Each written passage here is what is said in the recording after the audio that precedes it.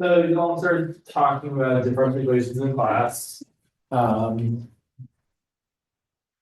we'll do that today. Also, you have an exam next Wednesday, 19th, which is a week from tomorrow. I have a practice exam I'll have for you. I'll bring it to class on Thursday. And then you don't have class on Monday. So you have class tomorrow and Friday, and then your exam on Wednesday. We meet today and Thursday and Tuesday. So Tuesday we'll probably do some review. Thursday, we can do whatever. Listen. All right, let's go back a little bit. So continuing talking about differential equations, there's lots of different things we like to do. One of the things we like to do, the 11th, yeah. One of the things we like to do is verify that something is a solution to a differential equation. So for example, we might be asked to verify that y equal to x minus 1 over x is a solution to the differential equation x times y prime plus y equal to 2x. People kind of can get a little bit confused about how to do this. The typical way you do this is you look at your differential equation, you say, okay, I see the function y, I also see the derivative of y prime. So before I get going, I'm going to actually take my y and find its derivative as well. So I know that y is equal to x minus 1 over x, or I might even write it as minus x to the negative first. And then y prime is going to be 1 minus negative x to the negative second, or probably more appropriately written as 1 plus x to the negative second. And then I'm just going to substitute those in the appropriate spots. So I'm going to take this y thing here and plug it in for y right there. I'm going to take y prime and plug it in for y prime. So rewriting this, oh, and here's what I think is appropriate, is you should only work on one side of this equation. So I'm going to start with the left side, and I'm just going to keep manipulating the left side until it ends up equaling 2x. So I'm going to start, let's see. So x times y prime, which is 1 plus x to the negative second, plus my y, which is x minus x to the negative first. I'm not going to say it's equal to 2x. I'm just going to work on it until I get it to be equal to 2x. So distributing here, I get x plus the x to the first and x to the second is x to the negative 1 plus x minus x to the negative 1. The x to the negative 1's added to 0. And I'm left with x plus x, which is 2x. And hey, that's what it's supposed to be. So that's how we verify that a solution to a differential equation actually is a solution.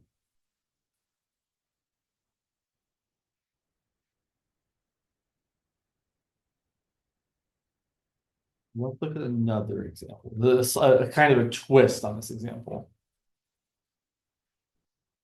So here's another question. Let's call this number 1. This number 2.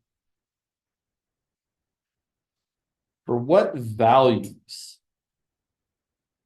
of r does the equation y equal to e to the r times t satisfy or solve? Gosh, can I write the word satisfy? Maybe. Satisfy, solve the differential equation y double prime plus y prime minus 6y equal to 0.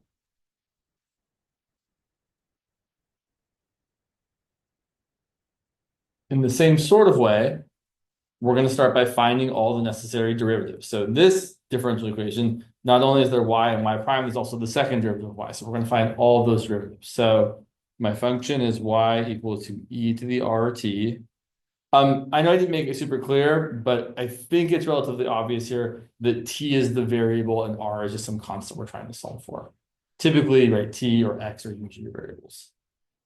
Y prime is going to be the derivative of e to the stuff, which is e to the stuff times the derivative of that stuff. So either rt times r. And y double prime is going to be the derivative of that, which is again going to be another multiple of r coming out. So the r is going to hang out, but you're going to get e to the rt times another r. So it's going to be e to the rt times r times r squared.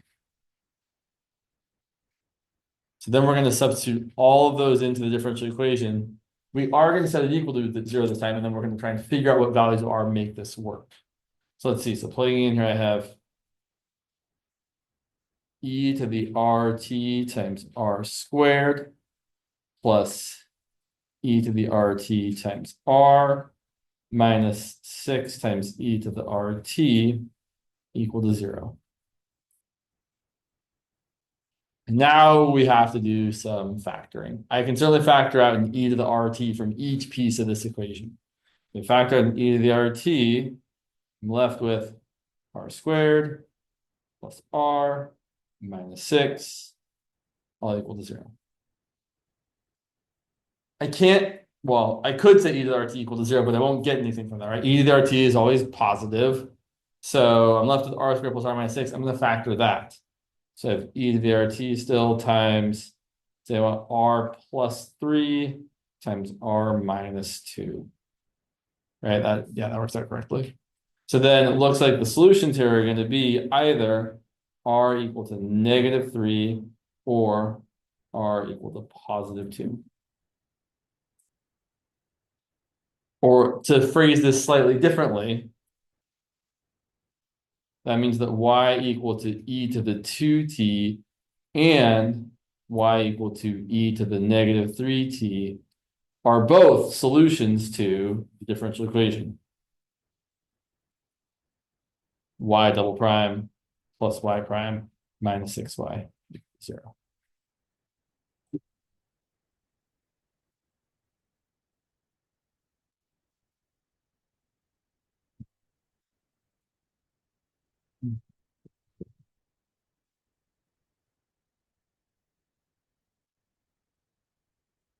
Have you talked much about solving differential equations yet?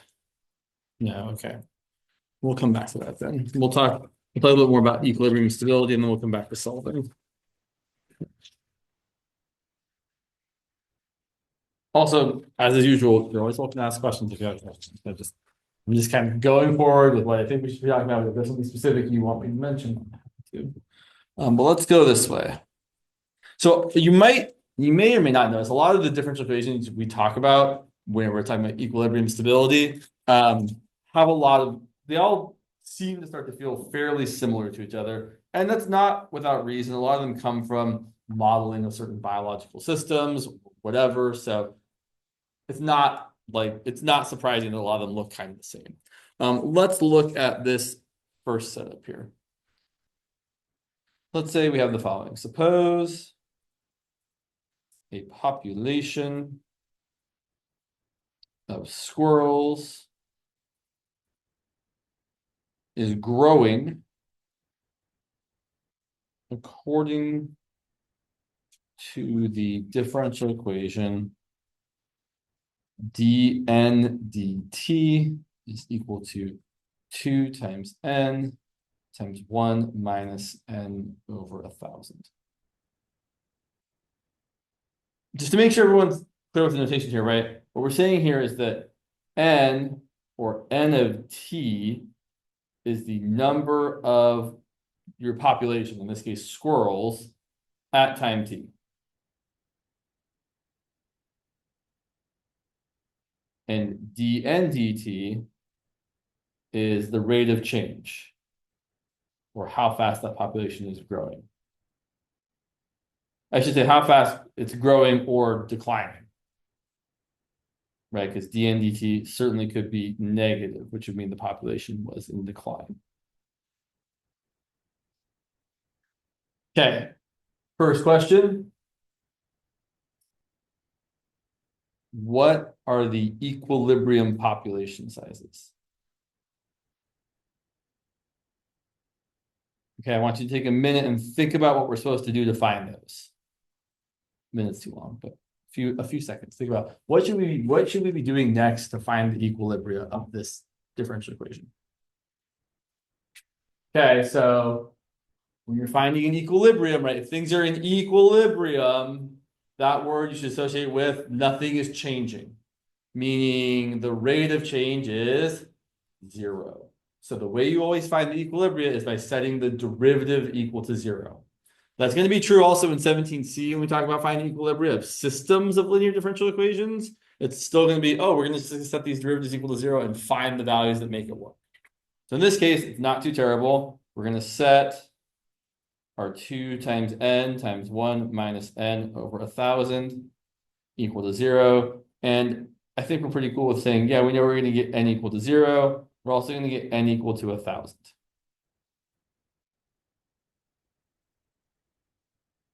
And just for some notational things, when you're finding equilibrium, people often give these things a hat. So like the equilibrium, we often say this is going to be n hat equal to 0 and n hat equal to 1,000. I don't know why that's in the notation, but it is. What that means is if we have 0 squirrels, the population size isn't going to change. Or if we have exactly 1,000 squirrels, the population size isn't going to change. So let's classify them. And I think we should do this both ways. So we're going to use the face. Oh, can I keep the paper on the screen? We're going to draw. Always like it's always right around now. We're going to draw a phase plot to help us classify the equilibria. Okay, so when you're drawing the phase plot, what you're doing is you're thinking of whatever the derivative is equal to as your function. So we're going to say we're going to draw. I'm going to give myself a little more room here. We're going to be drawing, for whatever reason, people, instead of saying dn dt equal to 2n times 1 minus n over 100, they like to call it like g of capital N equal to whatever our derivative happens to be equal to. But really, we're still thinking of this as, oh yeah, that's still just our dn dt. The reason we're writing this is because it helps us do some stuff a little bit later on. So graphing this, here's what we've got. On the horizontal axis is the function n. On the vertical axis is the derivative dn dt, which we've also decided to call g of n.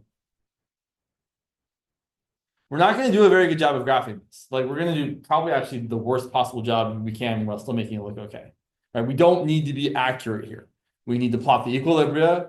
So that's going to be at 0 and at 1,000. And of course, the equilibria are where the derivative is equal to 0. So they should be on the horizontal axis here.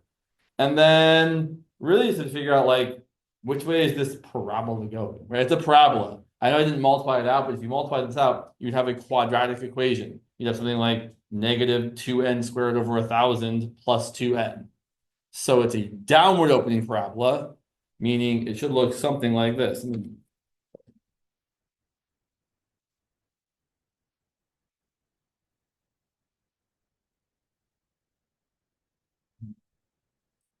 That's fine.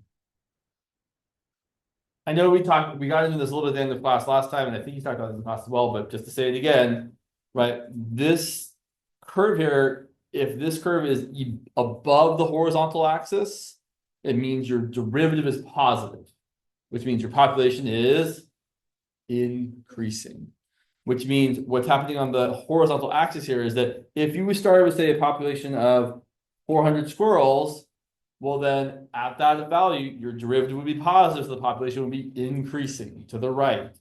And I like to use right here. So we're going to go that way. On the other side, both bigger than 1,000 and less than 0, although in this context, less than 0 doesn't make a whole lot of sense because you can't really have a negative number of squirrels. But either side, the population is decreasing, right? We are having a negative growth rate. So we're either less and less and less, which again doesn't make a whole lot of sense right there, or over here getting less and less and less.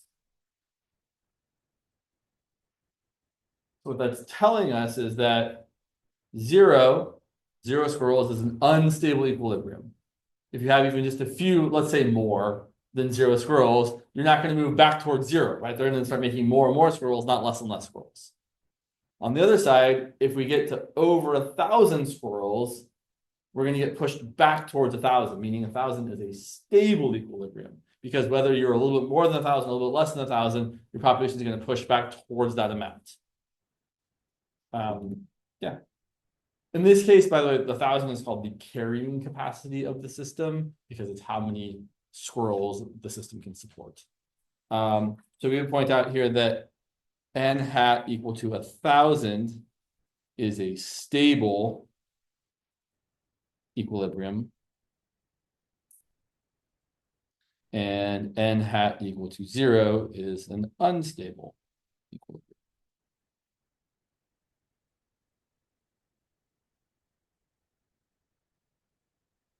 The question comes up, what if this differential equation was just kind of too gross to really graph adequately? Well, you don't have to graph to recognize whether equilibrium is stable or unstable. And I think you alluded to this in class. You might have even said it out loud in class, but you'll notice here that at the unstable equilibrium, the slope of the tangent line of this curve is positive. And for the stable one, the slope of the tangent line to the curve would be negative. So what we can do alternatively is take the derivative of our g of n. That's what we call the g of n, by the way, so that it makes it just easier to visualize taking its derivative. And then plug in the equilibrium and see whether the derivative is positive, leading to an unstable equilibrium, or negative, leading to a stable equilibrium. So let's do that. So part C, we're going to evaluate the equilibria using the, I think it's called like the alternative criteria or something. I don't actually know. So step 1, for g of n equal to 2n times 1 minus n over 1,000, we're going to find g prime of n. But we're going to be smart about this. I don't want to use the product rule if I don't have to, and I really don't need to use the product rule. Let's just multiply this out. Say that g of n is equal to 2n minus 2n times n over 1,000 is 2n squared over 1,000. Or simplifying that, we have 2n minus 1 over 500 times n squared. Now I'm going to take the derivative. So my derivative is going to be 2 minus 1 over 500 times 2n. And I don't actually really care about simplifying it at this point. I could, but it's not really worth my effort. So now let's plug in our two equilibria. Plug in n hat equal to 0. We're going to get g prime of 0 equal to 2 minus 0, which is 2, which is positive. And if our derivative of this thing is positive, that's going to mean our equilibrium is unstable. And we can see that right back from our picture. Right, at this unstable equilibrium where you're moving leftward to the when you're left and rightward when you're right, you're moving away from the other side. Oh yeah, that's unstable. So that means n hat equal to 0 is unstable. On the other side of things, if we plug in 1,000,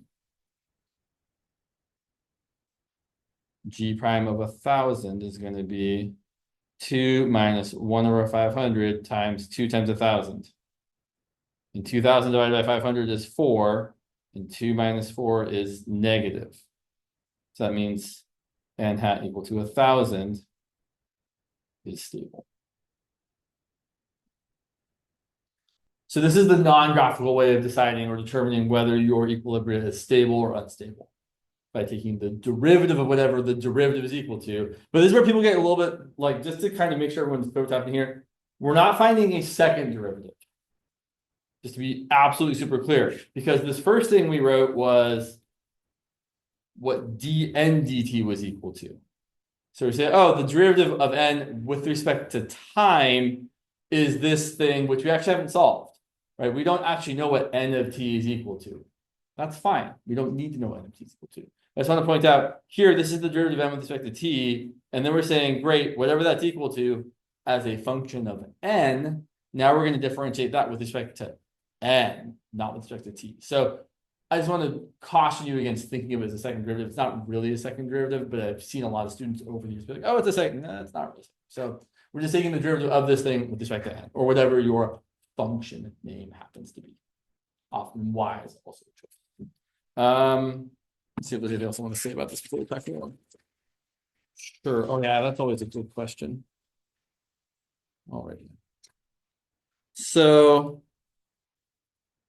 we're going to Yeah, we'll do this. So use, it's part D, sorry. Dish. Okay. Use the phase plot to sketch solution curves. Yeah, sure. For different initial population sizes.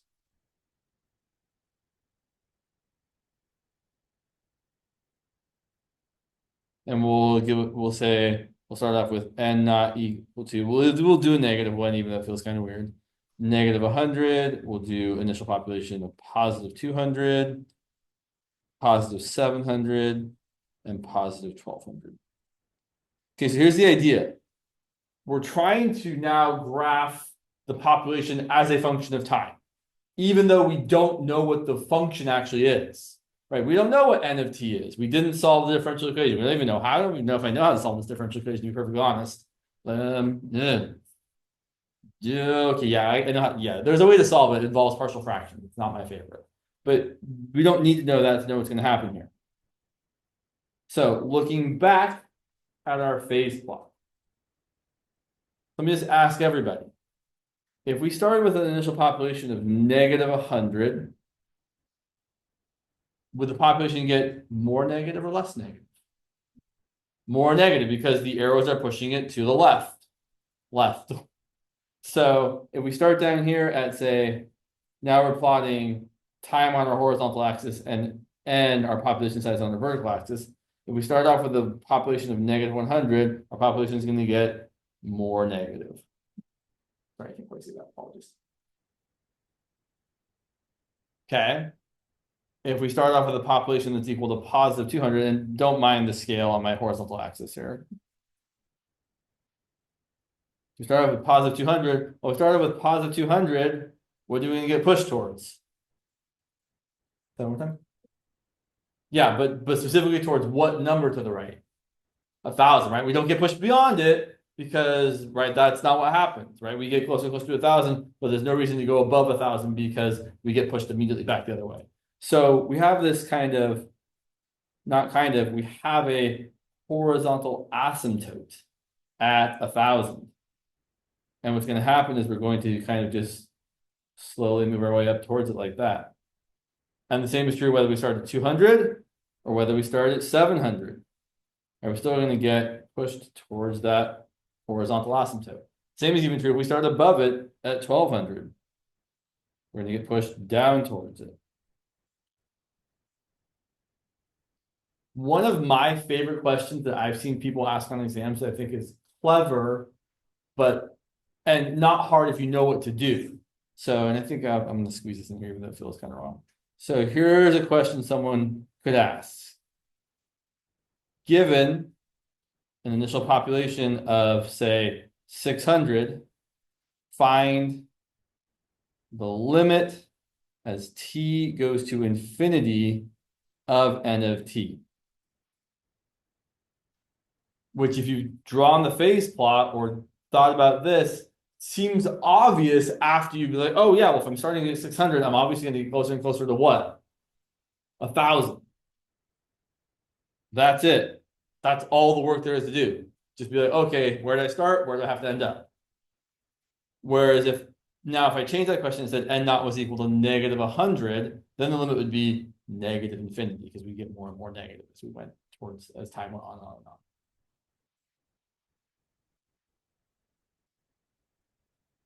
Okay, let's look at another example.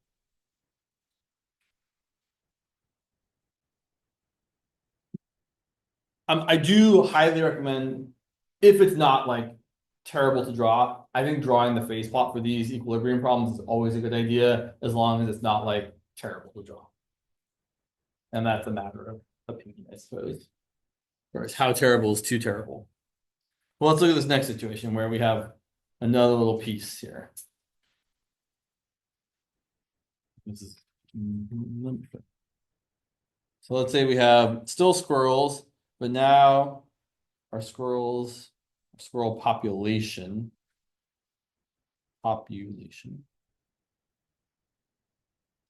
grows according to the following differential equation. It kind of feels like it's about to die.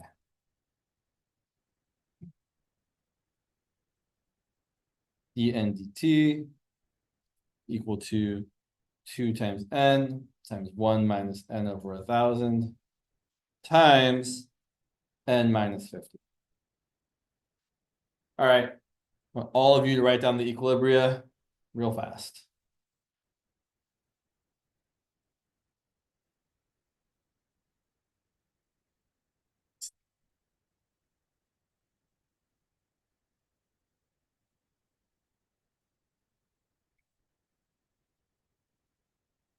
Two of them are the same as last time.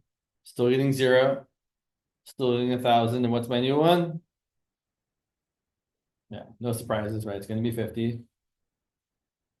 I don't think you need to write down that you're setting dn dt equal to 0 to know what the equilibria are. Like, it's fine. Like, you could say, yeah, we knew we had to set 2n times 1 minus n over 1,000 times n minus 50 equal to 0. But if you just come up with the equilibria, everyone's going to know that that's what you did to get there, right? It's not like it's a big jump. All right. Second thing I want you all to try doing is try to draw the phase plot. Again, it doesn't have to be very accurate. You really just need to know if you're supposed to be above or below the horizontal axis. So your n goes on the horizontal, your dn dt on the vertical. Plot your 3 equilibria. They don't have to be spaced out appropriately. And then figure out whether you're supposed to be above here or below here, above here or below here. So there's 1, 2, 3, 4 different sections where you have to figure out, are you above or below? But again, not too terrible to do. Give it a shot.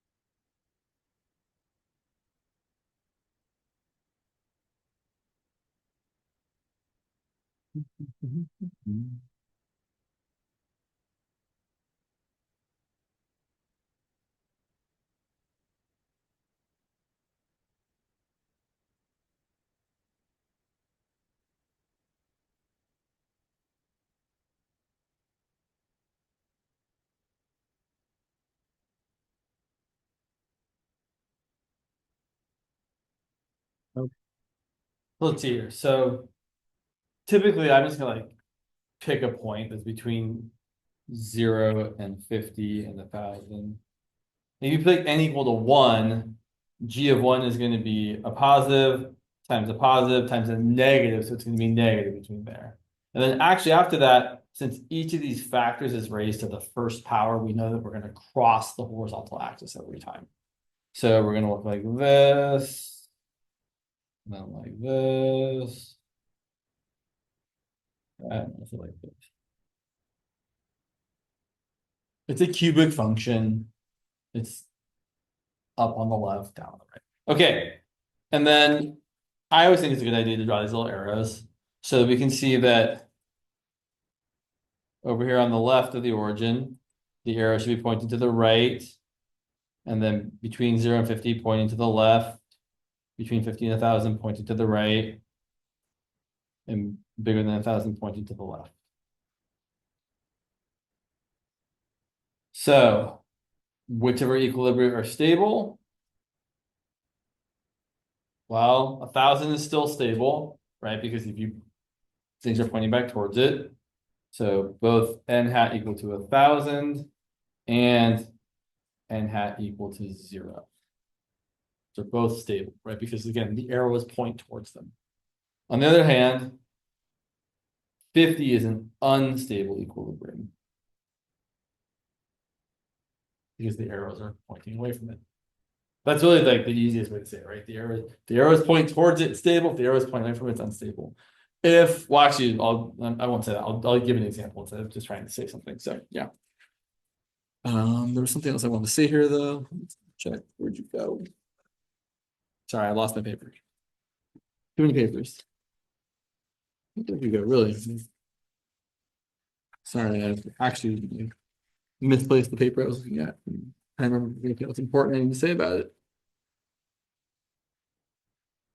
I feel insane. Sorry, one moment while I look for this piece of paper that should be on this table somewhere right in front of me that I just can't seem to find. Is it this piece? I'm losing my mind. Like, sorry, 1 second. Oh, there we go. Okay, it's this one over here just hiding from me. Cool. Is there anything else I really felt like I needed to say about this? So we could also have found whether the equilibrium were stable or unstable by using the other criteria. But I'll point out it actually gets to be more work doing it that way, I think. Like drawing the phase plot is pretty straightforward.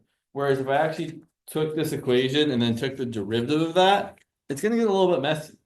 So let's go ahead and look at it just to see, but it's not really what I'm recommending. So if we have our g of n equal to 2n times 1 minus n over 1,000 times n minus 50, even kind of multiplying it out to pain in the butt. So do we want to multiply it out? Do you want to use the triple product? I think we want to multiply it out. That's going to be 2n times ish. So I've got n minus 50 minus n squared over 1,000 plus 50n over 1,000. And then distribute the 2n, so we get 2n squared minus 100n minus 2n cubed over 1,000 is n cubed over 500 plus 2n times 50n is 100n squared over 1,000 or n squared over 10. And then you take the derivative, okay. So g prime of n is going to be 4n minus 100 minus 3n squared over 500 plus 2n over 10. This feels really gross. So then we can check each one. We check n hat equal to 0. We get g prime of 0 is going to be 0 minus 100 minus 0 plus 0. And since it's negative, what does that mean? Stable. And then we can try 50. And plugging 50, it's going to be kind of gross. So 4 times 50 is 200 minus 100 minus 3 times 50 squared over 500. Blah. 3 times 50 squared is 2,500 over 500 plus 2 times 50 is 100 over 10. Boo. Not a fan. Let's see. Fine. That's 100. 2,500 divided by 500 is 5. That's minus 15 plus 10. Positive. Just do enough work until you know whether it's positive or negative, right? You don't have to go and actually find the value. So we know that this one's going to be unstable, which we already knew. And then finally, plug in 1,000. That's a bird? Okay, all right. That's a little more reassuring, I feel like. So plug in 1,000, I'm going to get 4,000 minus 100 minus 3 times 1,000. Okay, let's be smart here. Let's not multiply it out. Let's do the division first. So if you do 3 times 1,000 times 1,000 divided by 500, 1,000 divided by 500 is just 2. It's a little bit easier. And then plus 2 times 1,000 is 2,000 over 10. So simplifying this is going to be 4,000 minus 100 minus 3 times 2 times 1,000 is 6,000 plus 200. Looking pretty negative to me. So stable.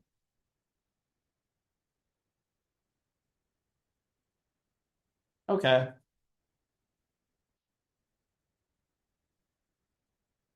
And then yeah, I do think I don't love drawing these little graphy things where you're like, what's happening as time goes on, but I do think it's something that is worthwhile to do, even though I don't like doing it.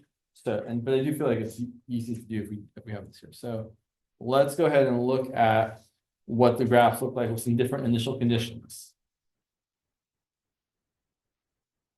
So let's look at what happens to the population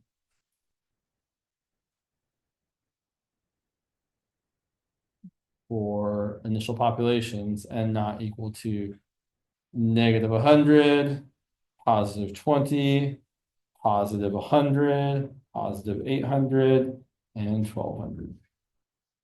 Basically, you're looking at least typically, you're going to look at initial conditions that get you basically to start in each of the subsections of your graphing thing.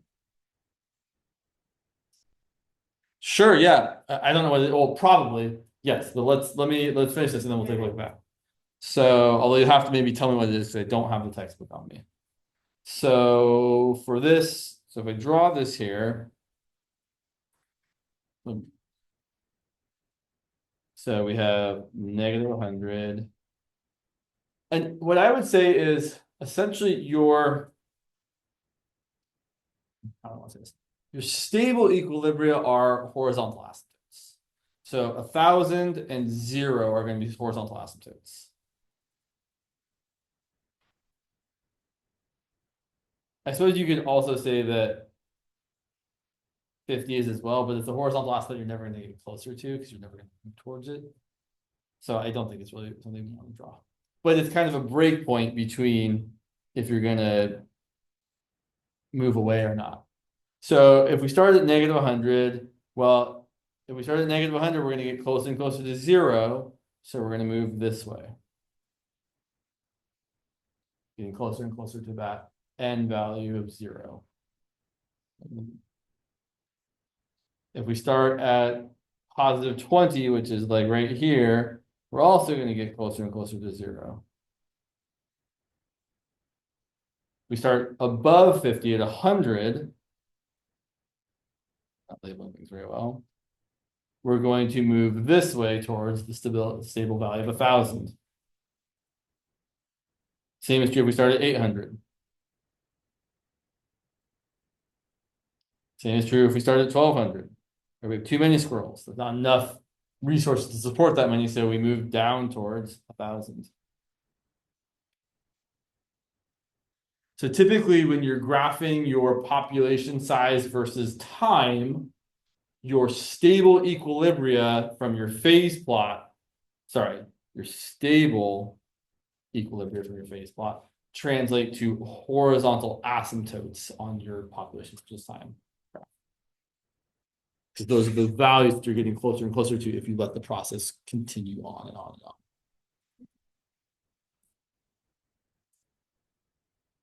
Well, it depends on what initial conditioning you.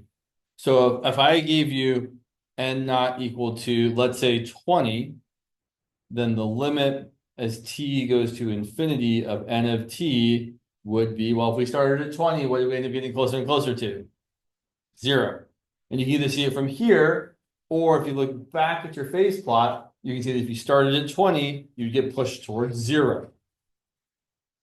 On the other hand, if we started at, say, n not equal to 600, well, then the limit as t goes to infinity of n of t is going to be, well, we're going to get pushed up towards 1,000.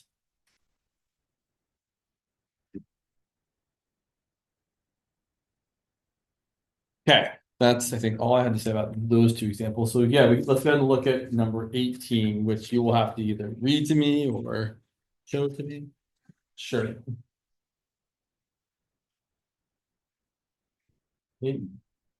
Oh, wow. So about, okay. All right. I listened to this. Interesting. I feel like I've seen this one. Let's see. Oh no, I think I know what I'm thinking. So we'll see if I know how to do this. Oh, I do know how to do this. Sure. This is number 18. So going back a minute to some volume. So find the volume of, common to two circular cylinders, each with a radius. I'm going to change it to an actual number to make our lives more sensible, with a radius of 3. if the axes of the cylinders intersect at right angles. This picture, I feel like kind of does it justice. Well, actually, no, we could do. Let's make it more. So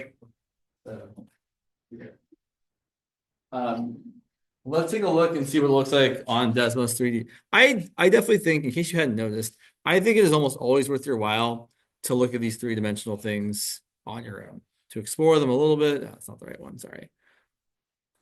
I mean, obviously, time is something we don't have an infinite amount of, but if you have some time to play around with it, it is worthwhile. So let's look at one of these, say x squared plus y squared equal to 9. Let's extend it. There's one of our cylinders, and then we need to go along a different axis. Let's say x squared plus z squared equal to 9. So we're kind of looking at the intersection of these two things, which is kind of hard to like actually do because it's hard to cut off the other parts, but that's kind of the idea. But what we're actually going to do is we're not going to look at all of that. We're going to look at 1/8 of it. So instead of intersecting a cylinder with another cylinder, because it's easier, we're going to intersect a quarter of a cylinder with a quarter of another cylinder. Let me show you what I mean. Yeah, I can draw this. Think about it for a second. Okay, so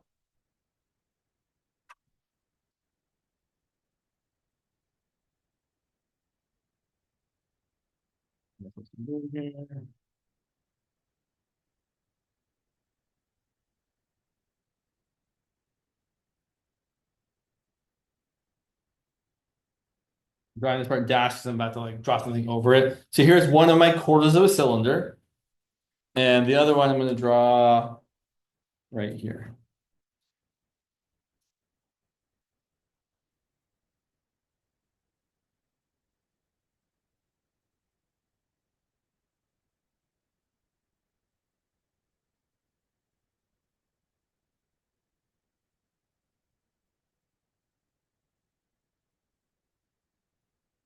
Sorry about that red line right there. Got in the way.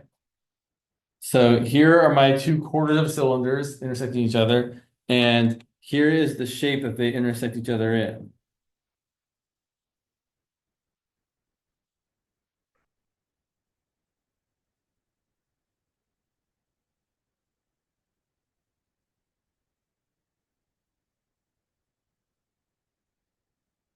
And that shape there in black is 1/8 of the total shape that we're asked to find the volume of in that problem. Think about it this way. If you extended this red cylinder a little further to that way, to your left, it would double the volume. If I extended the blue cylinder, well, and also like double the blue cylinder that way, and if I extended the blue cylinder back and also doubled the red cylinder back that way, that'd be 4 times as much volume. And then if I drew both of the bottom halves of both of them, that would double it again to be 8 times as much volume that we started with. So this shape is 1/8 the volume we would get intersecting two full cylinders.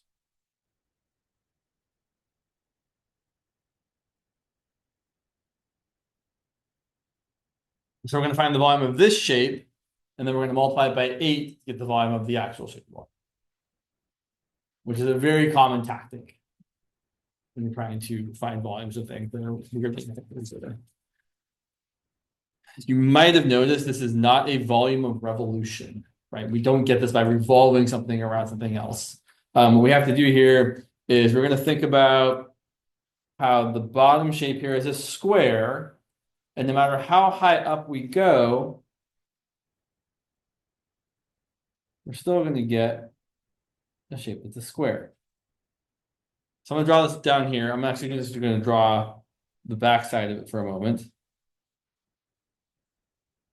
So here's the back side of this shape, right? They also, I'll draw the rest of it like it comes out this way, it comes out this way, comes out this way. I don't really care about all that for the moment. I really just care about that shape there and thinking about how do I want to think about this? This is where I always this is where I get kind of thrown off. So I want to think about the area of this little strip here. So I really want to do is find the volume of the square it's going to give me. So this strip here, well, I'm like, how do you set this up? I'm trying to remember how I set it up. I think I want to do it. So I said the radius of my circle was 3. So I'm going to think about, sure, this being at a height of y. Right, this having a length of x, and x squared plus y squared has to equal 3 squared. That makes sense from the picture I've drawn. X squared plus y squared has to equal 3 squared. It's just the equation of a circle, right? Or the Pythagorean theorem, take your pick, they're kind of the same thing. Right?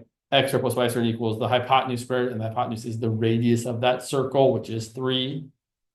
Or it's the equation of the circle. X squared plus y squared equals 3 squared. Okay, so now the thing here is that x is the side length of the square I'm about to draw. That's terrible, James.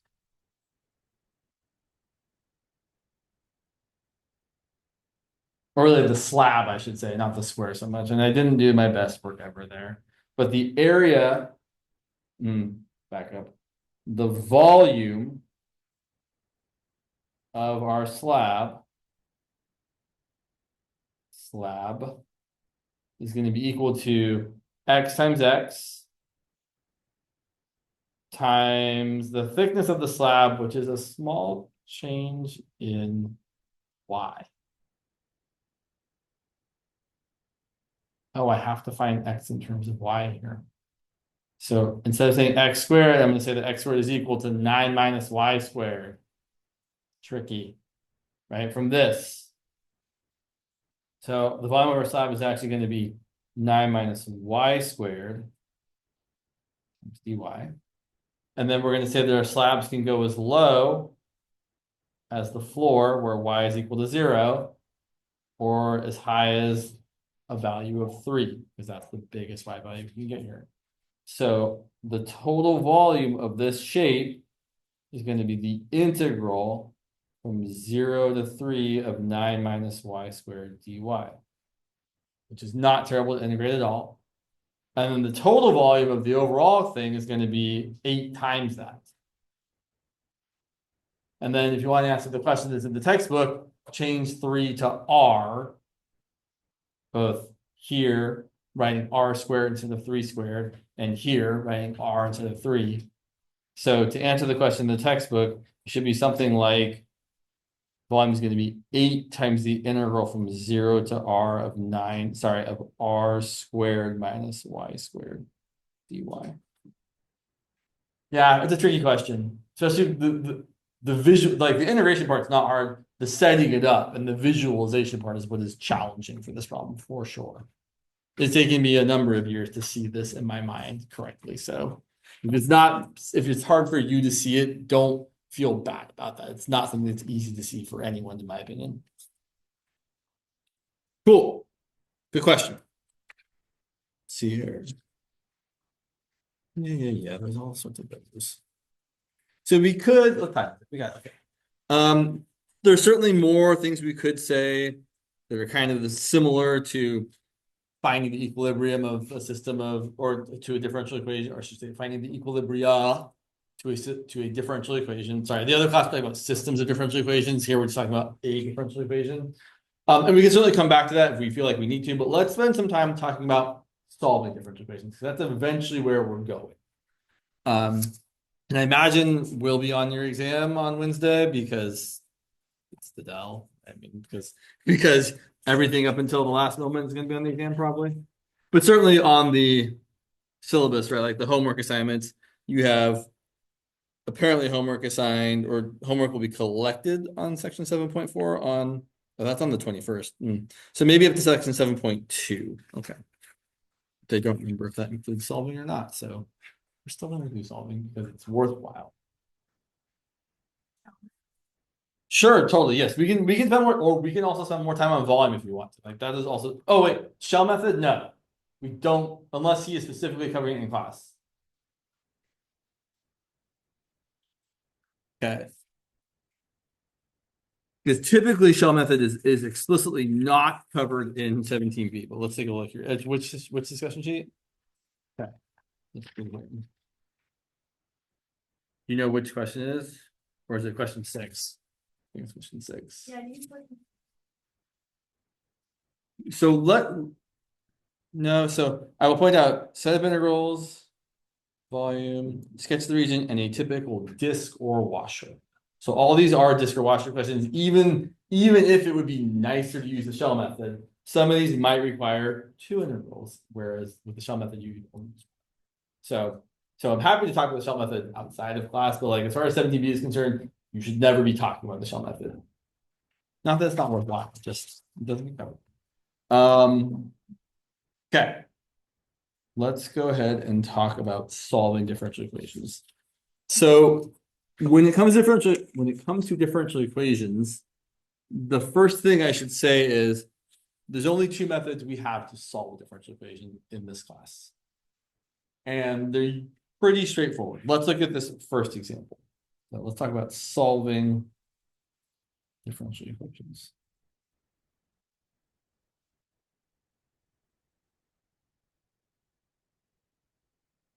So here's an example. We have t squared plus 1 times y prime equal to t times y. When I see a differential equation like this, I would almost always, when really any differential equation, I would prefer to write my y prime as a dy d whatever, dy dt in this case, because that's going to make it easier for me to try to do the thing that I want to do. Let me say t squared plus 1 times dy dt equals t times y. And one of the methods we have available to us is what's called separation of variables, where in your derivative dy dt, we're going to try and bring all the y's to the side that dy is on and all the t's to the other side. So basically we want the d whatevers, the dy or the dt, to be on top, for lack of a better way of saying it. So I want that dt to come over here. And then I want the t's on the right and the y's on the left. So we really only have 2 operations available to us at this juncture: multiplication and division. We're not really allowed to add or subtract anything once you get to a place where you have dy dt times some stuff. Like if there was some stuff added over here, I would bring it over there with subtraction, but we're past that point. So at this point, I can multiply or divide. I want my t's on the right, I want my y's on the left. So I'm going to multiply both sides by 1 over y, or divide by y. And say I have 1 over y times dy. And I'm going to divide both sides by t squared plus 1. And multiply both sides by dt. So now we have separated the variables.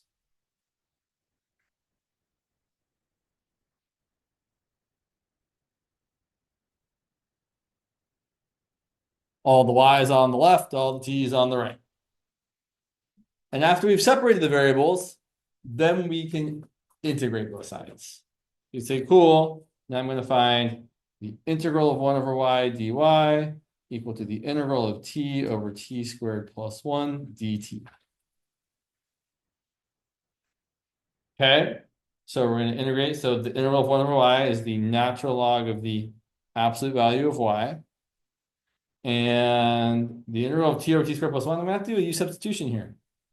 So I'm going to let u equal t squared plus 1. My du is going to equal 2t dt. 1/2 du is equal to t dt. So this integral here is going to become the integral of 1/2 du divided by u. The 1/2 you can think of coming out in front. So this is really going to be 1/2 the natural log of the absolute value of u. I don't need the plus c at this moment because I'm just kind of doing this for myself. And that's going to be 1/2 the natural log of t squared plus 1. I didn't write the absolute value because t squared plus 1 is already always positive. So on the right-hand side here, we're going to get 1/2 the natural log of t squared plus 1 plus c.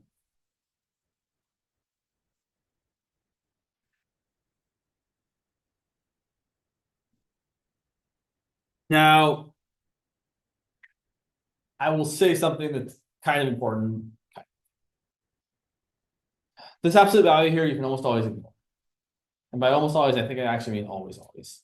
Let me show you why we get to ignore it in this process here. And then moving on, we'll do our best to just ignore it. And I'm saying that mostly for myself because I'm bad at doing that. I'm always like, we should think about it here because just to remind you of the thing that happens, but we'll try to not do that. So we're going to solve for y because usually when you're solving a differential equation, you're trying to find the function y as a function of the variable, whatever, t or x or whatever. That's not always something we're able to do. Sometimes you just can't solve for y. You're stuck with something weird like y squared plus sine of y equals x to the third. And there's no way of solving for y. But in this case, we totally can. So I'm going to exponentiate both sides. I'm going to say e to the natural log of the absolute value of y is equal to e to the 1/2 natural log of t squared plus 1 plus c. Whenever you have an e to the something plus c, there's a two-step process we almost always use. We're going to rewrite this as e to the 1/2 natural log of t squared plus 1 times e to the c. Normally, the next step would be just to jump straight to saying, oh, e to a constant is another constant. Some people call it c again. I prefer to call it capital A for whatever reason. But I'm gonna hold off on that because that's where we get to deal with the absolute value garbage over here. So here's what our new equation looks like. It's the absolute value of y equal to, I'm going to write the e to the c in front. E to the c times e to the 1/2 natural log of t squared plus 1. I want to point out, this right-hand side is for sure positive. Right? E to a power is always positive. Think about the graph of e to the x. It's always got positive results. Absolute value of y is also always positive. But y itself could equal whatever's over here, or it could equal the negative of what's over there, and the absolute value would still come out to be the right thing. Here's how we fix it so it doesn't suck to write out at the end. We're going to say, great, that means that y is either equal to plus or minus e to the c times e to the 1/2 natural log of t squared plus 1. And then, you know what? Whether it's positive or negative, it doesn't get to be both. It's one or the other. We just don't know which. But whichever it is, plus or minus e to the c is just some constant. So we're just going to call it capital A or capital C or C naught or whatever people like to call it. I like to call it capital. So here's what we get. Our solution is y equal to a e to the 1/2 natural log of t squared plus 1. And yeah, I feel a little bit like no. So technically I missed the simplification I could have done here, which is that I could have brought that 1/2 up as the power in the logarithm there and written this as a times e to the natural log of t squared plus 1 to the 1/2 power, which is just t squared plus 1 to the 1/2 power. Probably a nicer way of writing our final answer. So our solution here, our general solution, because we didn't have an initial condition that allows us to find what the constant is. Our general solution is y as a function of t is equal to some constant a times the square root of t squared plus 1. Or if you prefer, t squared plus 1 to the 1/2 power. It's the same thing.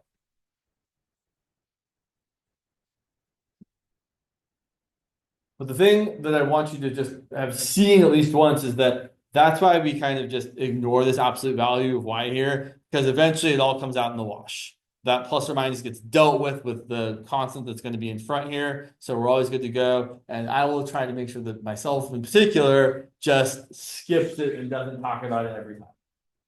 Unless you want me to. I'm happy to.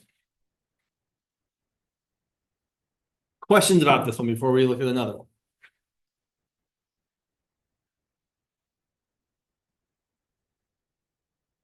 So again, I'll remind you, this method is called separation of variables. you have to be able to bring all of your dependent variable to one side, all of your independent variable to the other side. So let's look at another example. Let's look at something like, sure. Yeah, I like this. So y prime equal to xy times sine of x minus y times y prime. And we're also given the initial condition of y of 0 is equal to 1. Or if you prefer, you can write that as y equals 1 and x equals 0. An alternative way of writing that initial condition. Okay, this one looks super weird, right? Like we don't have anything separate at all. We have more than one y prime. So if we have more than one y prime, we should try to gather those things together, first of all. So let's bring all of that over to the left-hand side here and say we have y prime plus y times y prime equal to x times y times sine of x.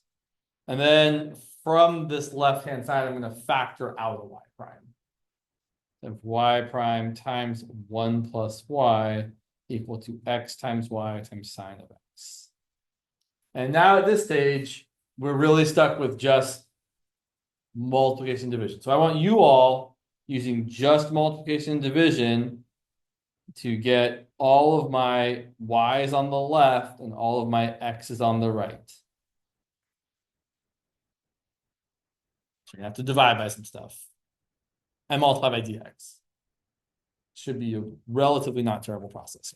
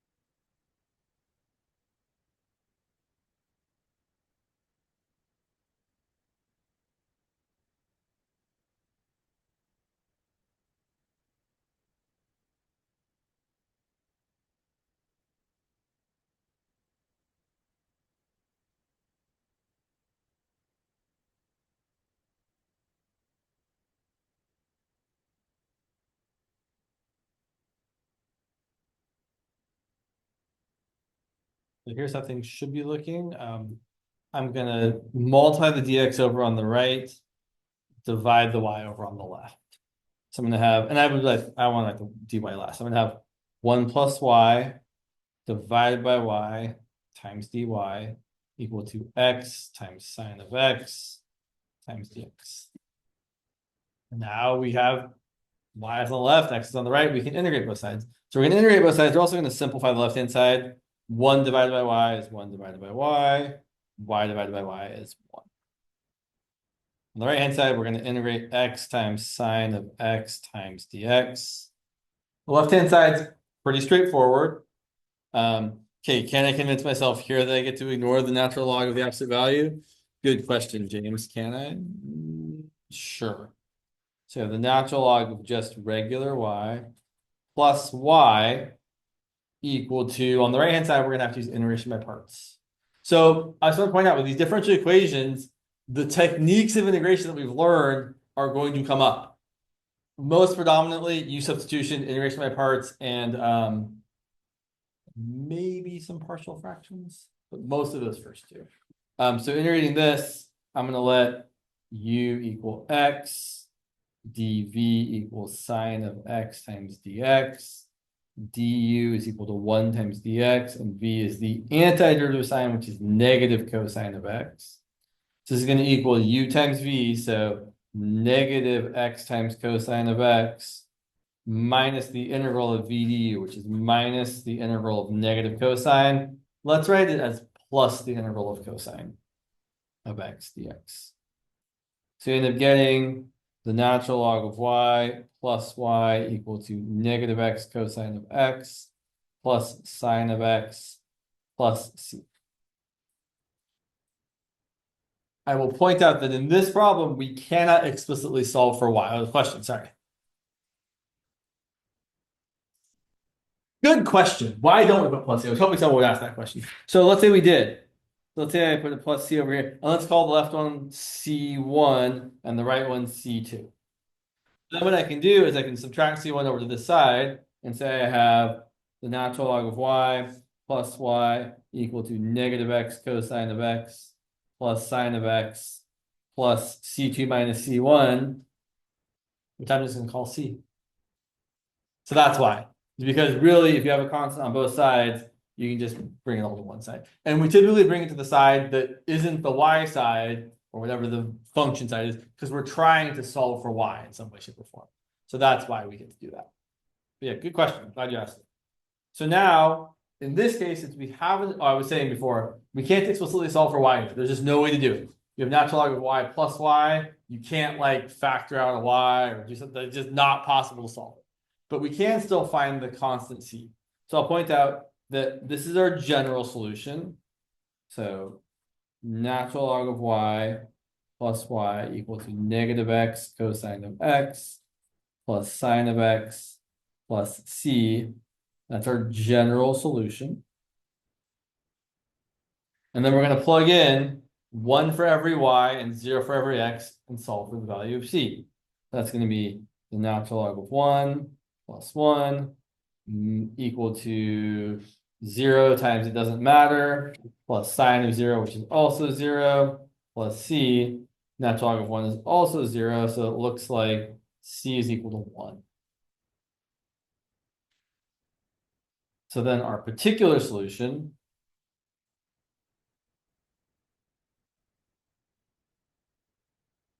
is going to be the natural log of y plus y equals negative x cosine of x plus sine of x plus 1.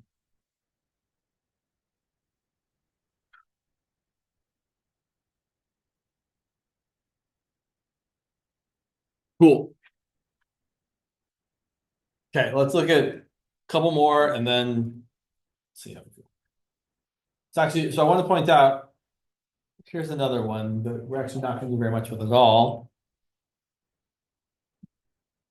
Let's say we have the differential equation. Where'd you go? Y prime equal to x plus 2y. And you know what? Well, actually, let's rewrite it. So we write it as dy dx equal to x plus 2y. And what I want to heavily remind you of is that once you have isolated dy dx or dy dx is multiplied by something, the only operations you have at your disposal are multiplication and division. There isn't a way to separate this. You cannot get all the y's on one side and all the x's on the other side. I've seen people in the past be like, James, you could subtract 2y. I'm like, sure, but then what? Because how do you get the dx over to the other side? You can't without, like, if you did that, you should not write this down, but if you did that, you'd have dy dx minus 2y equal to x. And if you try to multiply both sides by dx, here's the garbage you get. Dy minus 2y dx. That seems real bad. That's not good at all. This is not separable. Not separable. Later on, we'll talk about how we can solve this equation using a different methodology, because this is an example of what's called a first order linear differential equation. First order because the first derivative is the highest derivative. Linear because you have a y to the first power and no higher powers of y or other powers of y. If you have a first order linear differential equation, there is a way to solve it. We just haven't learned it yet. And now is not the time to talk about it. I just want to point out that not every differential equation is going to be separable. Some of them you just cannot separate the y's on one side and the x's on the other side. But let's look at one where we can. Where'd you go? Sorry. my example. There it is. Oh, that's kind of gross, but yeah, we should do it. Okay. Sure, it might take up a little bit of room. Well, it's not big as room. Okay, so if we look at this one here, this next one, we're going to solve the following differential equation. So we're given that dn dt is equal to a constant k times n squared times the natural log of t. Ooh, fun aside, fun. A good question. Is this differential equation autonomous, pure time, or non-autonomous? Definitely non-autonomous because your derivative depends on both your function n and your independent variable t, right? It couldn't be pure time because there's an n there. It couldn't be autonomous because there's a t there. So you're left with non-autonomous. I will also point out, just for some terminology, this is a first order differential equation because you only have the first derivative. You don't have a second derivative or a third or a fourth. But it's not linear, it's quadratic because you have an n squared. First order quadratic. When you talk about the linearity or the gosh, what's the word I'm looking for? The second degreeness or the third degreeness of you're talking about the power of your function, not of your independent variable t. T almost has nothing to do with how we describe this other than whether it's autonomous, pure time, or non-autonomous. Okay, anyway, that stuff aside, let's try to solve it because this one certainly is separable. So n's on the left, t is on the right. Decent question. Which side should k stay on? Yeah, I would always put as much stuff on the not function side as possible. So if I have a choice between putting things on the n side or on the t side, I'm going to put things on the t side. So I'm going to say 1 over n squared dn is equal to k times natural log of t dt. And then we're going to integrate both sides. All right. The k, I probably should put the k in front. Integrating natural log. Might have been a little while. So the way we integrate natural log is integration by parts, where u is the only thing it can be, the natural log of t. So we're going to let u equal natural log of t. dv is dt. du is 1 over t dt. v is t. This ends up equaling u times v, so t times natural log of t, minus the integral of v times du, which is t times 1 over t dt. Be careful, you do have to multiply this out before you integrate. T times 1 over t is just 1. And the integral of 1 is just t. This becomes t natural log of t minus the integral of 1, which is t. And you can throw on a plus c. So, integrating on the right-hand side here, we get k times t natural log of t minus t plus c. On the left-hand side, we're integrating n to the -2, so we're going to get n to the -1 divided by -1.